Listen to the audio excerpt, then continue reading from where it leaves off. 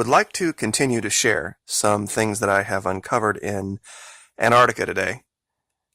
This area known as the Antarctic Peninsula, nearest to Argentina, we've also referred to it as the 12 o'clock region if you were looking at the entire continent as if it were a clock. I'd made the allegation before that it looks like there was some type of an event in the past where water from the Pacific side broke through and rushed into the Atlantic side for whatever reason. There was an article about a week ago that came out that confirmed this area here known as Deception Island was the site of a massive volcanic blast 3,000 to 5,000 years ago. And that, of course, could have been the catalyst, even if you made the allegation that all water is exactly level, which it isn't all the time. The floor of the ocean could have collapsed just enough to cause a difference from one side to the other. And as we know, once water starts moving, it's going to eventually level itself out at some point and do whatever it needs to do that. These cable and tunnel structures are actually evidence of that. Everywhere else in Antarctica, other than up here in the peninsula, they all run directly 180 to 0 degrees or 90 to 270. This particular area here put to rest the notion that they were some issue of satellite photography. In this region here, we have 6 different structures, exactly 1 league apart, 3 nautical miles, that connected 2 others. And I don't know any modern system that uses nautical miles or leagues to measure things out, especially not satellites. But up here, what makes me think that there was some massive cataclysmic event that moved this peninsula here is that in this region, all of the tunnel and cable structures that I have found, for lack of a better term, are off 5 degrees. Instead of running from 90 degrees to 270, they run from 85 degrees to 265 or 95 to 275, however you want to look at it. And that's been something that's been repeatable. I actually found one recently that confirms this here, and strangely enough, it lines perfectly up with this jeweled mountainside, for lack of a better way to describe it. It's off on an island, and when you zoom in very closely, you can see that there is just all of these purple and teal and yellow and red and green and every color you could imagine on this mountainside. We always see these structures, they correlate with other structures. And this particular one looks like it actually goes underneath this waterway. And of course, I'll give you the locations for all of this, the coordinates, so you can find it for yourself on Google Earth Pro. This is still the 2012 layer. I found quite a few pyramids lately, and I'm not sure exactly why. This one comes out in high res very well. It's out here by itself.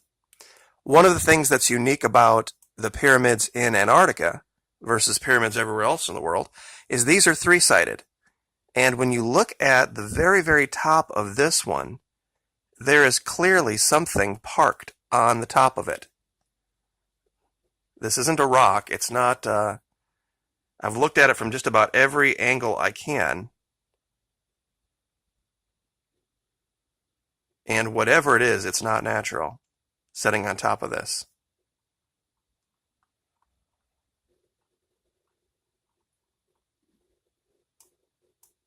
Here's another great example of one just out in the middle of nowhere, just like we see in Egypt and everywhere else in the world. You see this perfectly straight edge. This one actually shows almost a resemblance to a stepped pyramid, like we see in South America, like Chichen Itza, and you can actually see it in the shadow, that there are steps to this one. And you can almost, you don't even have to look at the shadow, you can physically see it here. That this is not something that is just nature. It's too straight of a line. And real quick, we'll do a distance on this just to give you an idea of how, pardon me, how long this is. We'll do this in meters. This is about 178 meters long. I'm going to zoom that in to make it a little easier for you to see. So 200 meters long. I mean, it's nearly a football field, perfectly straight.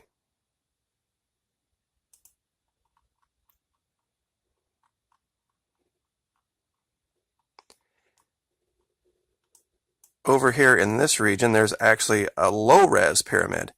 And even without the high resolution, you can very clearly see that this was a pyramid. You can see the perfect triangle. I mean, mountains just don't do this. And once again, we see something going on the side here. Looks like entries, perhaps, or something else. Who knows? We'll zoom in a little closer. It doesn't really help much. This one's, for some reason, I can't get this one to uncover in any layer in high res. But I, of course, will give you the location. You can go look for yourself over here. It's a lot more faint, but you can kind of see the same structures. These two cable tunnel structures actually are very unique in the sense that I've seen cable and tunnel structures that met up with other ones, but this one actually crosses. And of course, the colored lines are my reference lines. But you can see one faintly here and then one darker here.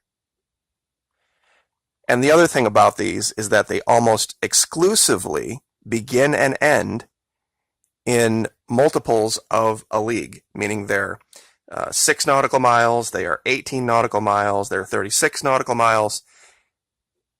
Whoever was doing this, whatever these are, they were being done during a time when that was a common unit of measurement. Out here, there was an island.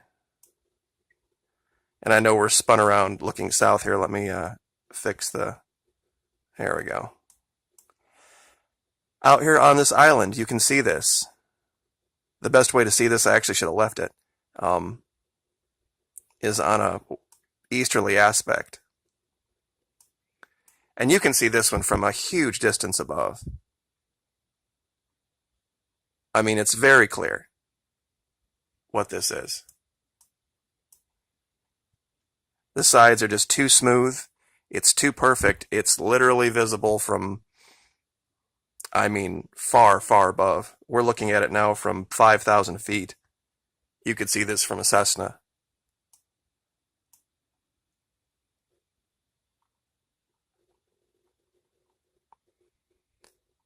So they are all over the place down here, and I think with so many of them, it's pretty hard to make any kind of an allegation that this is just tricks of photography, tricks of light, just mountains.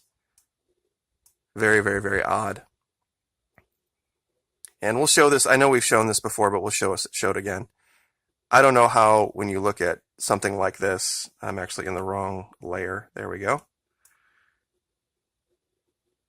That you see anything other than a massive obelisk. And there has been the reason I brought this up is we can only see about 80 feet of it. From the visible point here to the top is about 88 feet.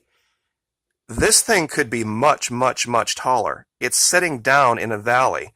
And one of the things that I forgot to talk about when I first discovered it was when you look at this, you can see that this is being visited. Because in every direction, you see what looks like trails. You see very disturbed snow. Like out here, you see the snow is very smooth and undisturbed. Well, if you go to this obelisk and you look directly this direction, you see what look like tracks and trails and disturbed snow. You see it in this direction as well, and you see it down this direction as well.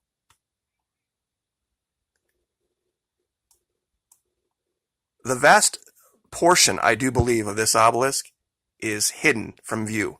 We can only see about 80 feet of it. I think it's probably 4 times that big. At least. It's just an artifact of the photography that we can't move around on it. I don't think it was meant to be shown to anybody, to be truthful, and that this is a factor of melt. This is something that is, and you can even see a fourth over here. If you look closely, you can see here that there's very clearly a trail that leads right down to it, right down to the base of it. And of course, what it's setting in is triangular shaped. We see this over and over again. You can see the trail that leads out here, one that goes this direction, and one that leads out this direction as well and comes down here. And you can see how the snow is very, very disturbed.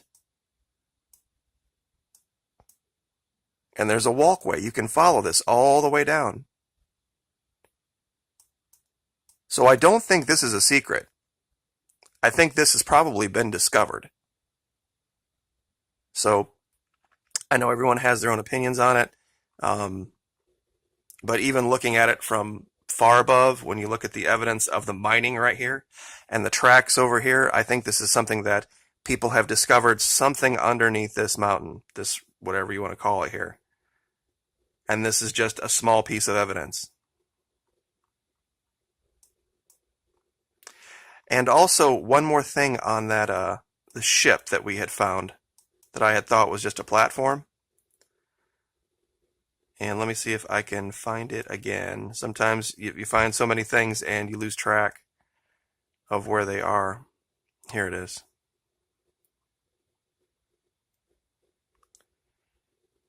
When you spin the aspect of this around, and you look at this as the bow of a ship, and this might down here be where the bulbous bow, so to speak, was. This does look suspiciously like an older submarine model. A couple of people had mentioned that, and it really does. It absolutely does. It looks like it's just part of it. There's clearly a crack right here. You know, what could be underneath here, who knows, but if you really think about it, when you see the disturbances up here, if you can think of the bridge of a large ship, you know, the distances would be exactly right, and there's some other disturbance over here with this, and the way the wind has blown around this, I don't know how anybody can look at this and say, well, this is just a natural piece of rock. I just can't imagine how you could ever make that allegation. And once again, what we see here is there looks like there is some kind of a track or a trail that leads out of there. And when you follow it around, once again, we find what looks like an opening to a cave. So just very, very strange the way this the snow here has decided to shape itself for its own purposes. It's some people made the allegation that maybe when ships disappear out of the Bermuda Triangle or the Devil's Triangle, maybe they somehow get transported here. Who knows? Who knows? I mean, it's a very strange thing when you're talking about a society this old, the advancements they could have had. It's a lot to talk about, but I don't think anyone can really make the allegation that what we're looking at here is just tricks of photography. There's just too much of it now.